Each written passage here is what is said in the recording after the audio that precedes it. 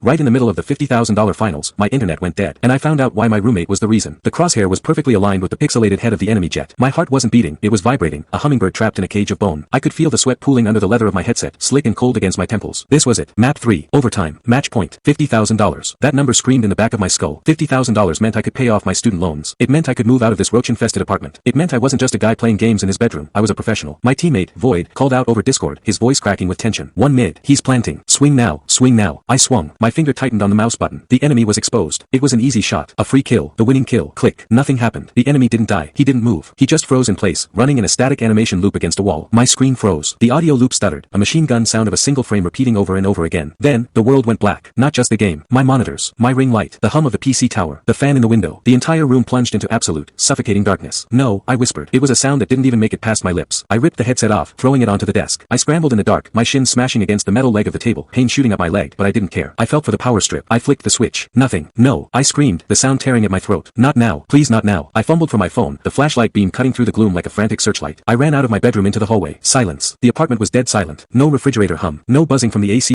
unit. I ran to the living room window and ripped the blinds open. The streetlights were on. The bodega across the street was blazing with neon signs. The apartment building opposite us had lights in every window. It wasn't a blackout. It wasn't the grid. It was just us. I stood there, panting, the adrenaline from the game curdling into a sick, heavy nausea. My hands were shaking so hard the flashlight beam was dancing on the wall. I had disconnected. By the time I got power back, the match would be over. The forfeit rule was strict. If a player disconnects in the finals and doesn't return within 3 minutes, the round is conceded. I had lost. Yo, dude. The voice came from the other bedroom. A door creaked open. Kyle walked out. He was rubbing his eyes, wearing his boxers, holding a half-empty water bottle. He squinted into my flashlight beam. Did the power go out? He asked, letting out a long, exaggerated yawn. I was watching a movie and everything just died. I shined the light in his face. He flinched. The neighborhood has power, Kyle, I said, my voice sounding like gravel grinding in a blender. Just our unit. That's weird, he muttered, taking a sip of water. Maybe we blew a fuse. You run a lot of equipment in there, man. Probably overloaded the circuit. I've been running the same equipment for 2 years, I snapped. I didn't plug anything new in. Well, go check the breaker, he shrugged. I'm going back to bed. Let me know when the Wi-Fi is back. I was downloading something. He turned around and closed his door. I stared at the wood grain of his door for a second. Something felt off. Kyle was a night owl. He never went to bed before 3 a.m. It was 11 p.m. and he wasn't angry. Kyle gets angry when the internet dips for a second because it interrupts his TikTok scrolling. Tonight, he was calm. Too calm. I walked to the utility closet in the kitchen. I opened the gray metal panel of the breaker box. I shined the light on the switches. Usually, when a breaker trips because of an overload, the switch creates a pop sound and lands in the middle, a spongy, halfway position between on and off. You have to push it all the way off to reset it. The main breaker for the apartment wasn't in the middle. It was firmly, decisively flipped to the off position. Someone hadn't overloaded the circuit. Someone had grabbed the heavy plastic handle and yanked it down with force. What I was about to find on my roommate's iPad wasn't just a betrayal, it was a mathematical equation of how little my friendship was worth. You think this is just about a guy being jealous? No. It's about the kind of sociopathic greed that lets you look someone in the eye, eat their food, live in their house, and then stab them in the back for a quick payout. By the time the sun came up, I wouldn't just be kicking Kyle out, I'd be ensuring that he could never place a bet, rent an apartment, or show his face in the gaming community ever again. To watch full video, kindly click here.